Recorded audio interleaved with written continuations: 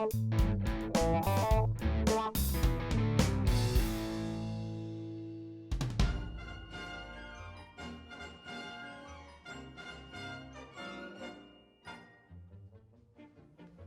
not saying you're wrong, I'm just saying that sounds really stupid. Oh, hey Max, what's up? Good, just going through our finances. Who's this? Oh, this? This is Professor X. Yeah, I hired him after the doctor stopped showing up for work for some reason. He stopped showing up for work because we stopped paying him. We had to cut back on bills. Oh. No, don't worry about it. We're not paying you nearly as much as we paid the last guy. Fine, but we can't hire anyone else right now because the last thing I need is another unexpected bill to pay. What was that? Yeah, I had Professor X install a really cool space doorbell I got off of Space eBay. Yeah, it was pretty expensive. Computer, on screen. Bill collector. Bill collector? I thought we paid you months ago. Carl, we pay them every month. Actually, you don't pay me every month. That's why we got a problem right now. Ah, crap. Oh no, it looks like our communication signal's starting to break up. Actually, I can hear you just fine on this end, including that "oh crap" that I just heard a second ago. Yeah, I got that. No, it's definitely breaking down. Hold on, I'll come right down there to let you in. Computer, prepare for warp. But I thought you said we couldn't afford the space gas. We can today. Engage warp.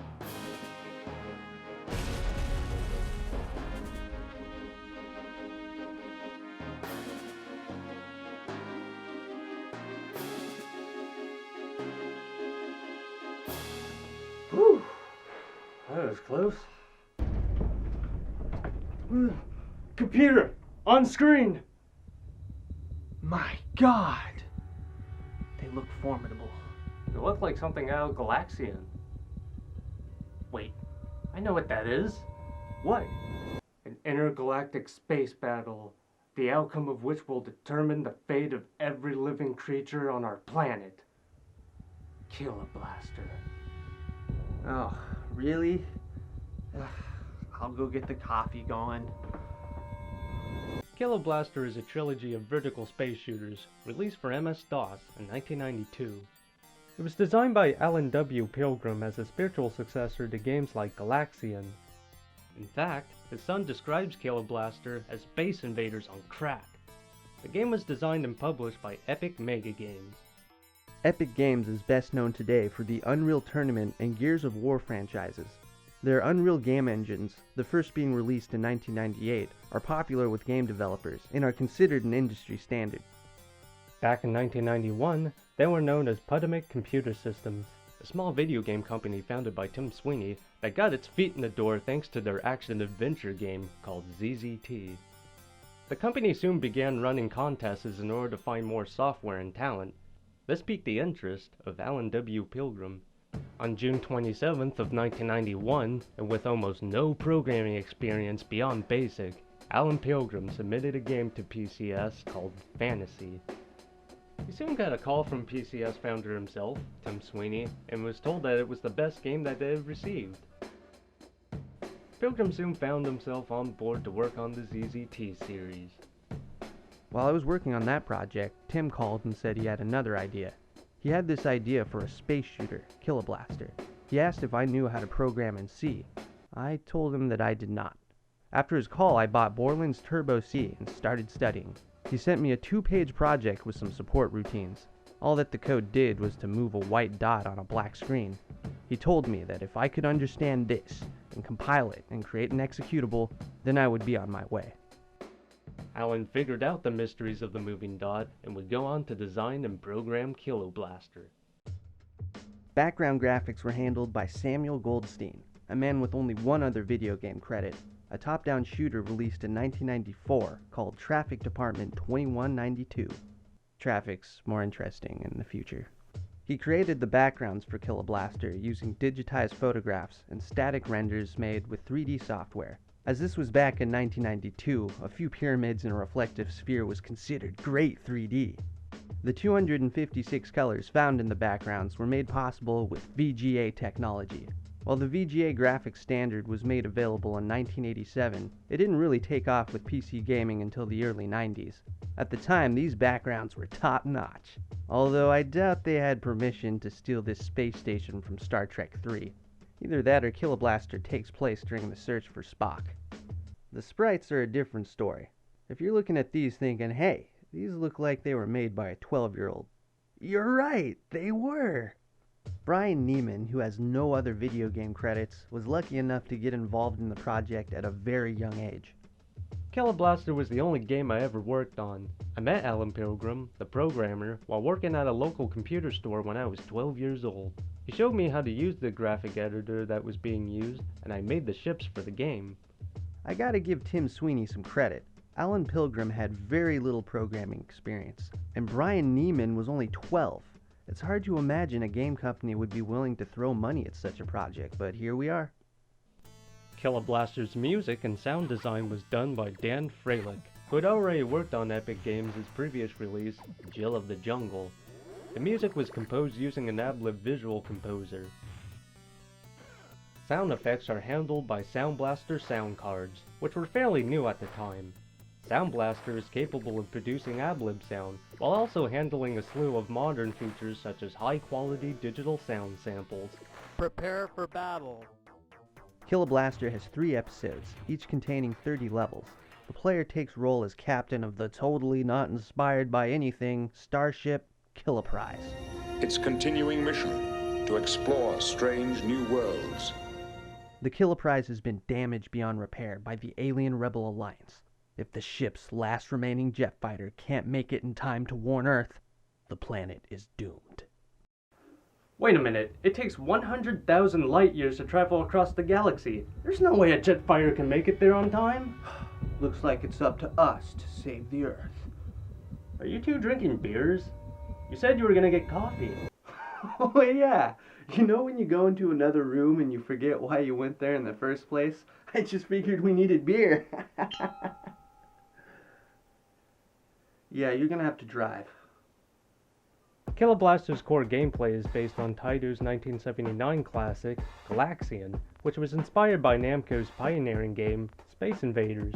The player controls a spaceship that must shoot and destroy all of the enemies on screen.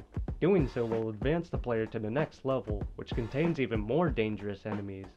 The goal is to accumulate as many points as possible to secure a place on the coveted high score list. Kiloblaster advanced these concepts by adding power-ups, erratic enemy AI, and the ability to move in 8 directions instead of being restricted to a single plane. Okay, so this game isn't exactly that groundbreaking, but neither is this show. Hey, self-deprecating humor is low-hanging fruit, alright? We're better than that. That wasn't funny. Kiloblaster is played with a keyboard or a joystick, as long as it has at least 2 buttons. Shoot enemy ships with the fire button or the control button on the keyboard. Pressing the missile button or spacebar launches either a guided missile or a multiple warhead missile. You can take out incoming bullets with your own weapons. There are 7 power-ups in the game. Strawberries give you wingmen. Wingmen lay down additional firepower until they're destroyed. Bananas give you 1,000 points. Accumulating 60,000 points grants the player an extra life. Apples increase your shields. Shields are represented by this life bar. Spinach makes you invincible. While you're invincible, you can kamikaze enemies with your ship. What the? I thought they were committed to the food theme, but they just sort of gave up. They couldn't even be bothered to give these names. Get this for triple firepower. Get this for maximum shields. What about the last item? This spinning ring gives you either a guided missile or a multiple warhead missile. A spinning ring. Okay, that's it. This should have been an onion ring. This should have been an apple pie. And this, I don't know, cherry or something? There are 20 enemies in the game, each with their own attack patterns. Some enemies try to ram you. Others fire bullets as they move around erratically. I mean, really erratically. Like, oh my god, come on. Hit the guy. Damn it! There's also these easily overlooked space mines that explode upon impact. They can even take out your spinach shields, so watch out. Hey, what do we got here, huh? Space mine. I better mind my own space. If you do manage to beat the game, you read what text that explains that General Star, whoever that is, promotes you to Admiral. And you go on a 2 weeks vacation to Jamaica. And you know what Jamaica's known for, right? Yeah, they have some of the most successful track and field stars in the world. That's right, Max. And their spicy cuisine, seasoned with local Jamaican jerk spice, is something to be experienced. And if things get too hot for you, you can wash it all down with Red Stripe beer, brewed right here on the island for that crisp taste that only the Caribbean can provide. They also smoke a lot of pot. Oh yeah, it's true. Yeah. That's what All they the do. time. After the release of Kiloblaster, Alan Pilgrim and Dan Freilich went on to make another game for Epic Games called Zargon.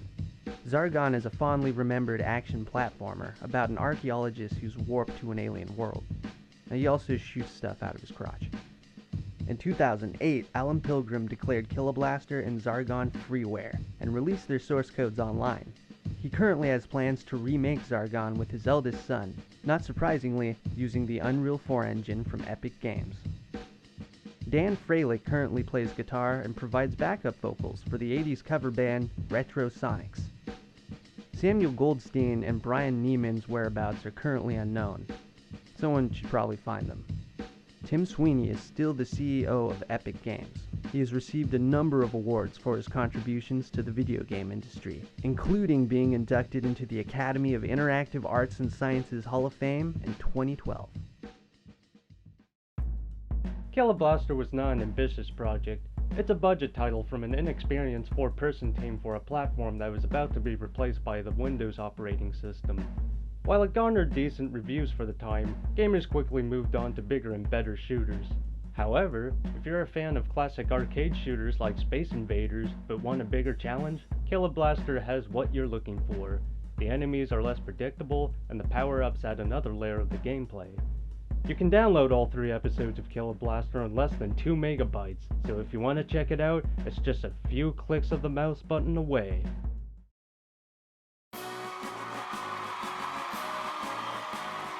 Right, we're awesome, it's so cool. Oh my god, it's new Epic.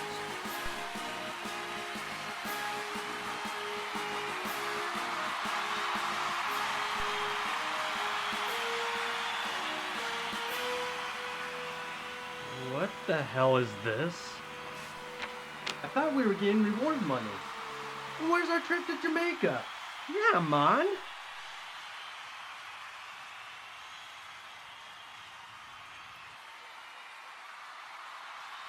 Bill Collector. Son of a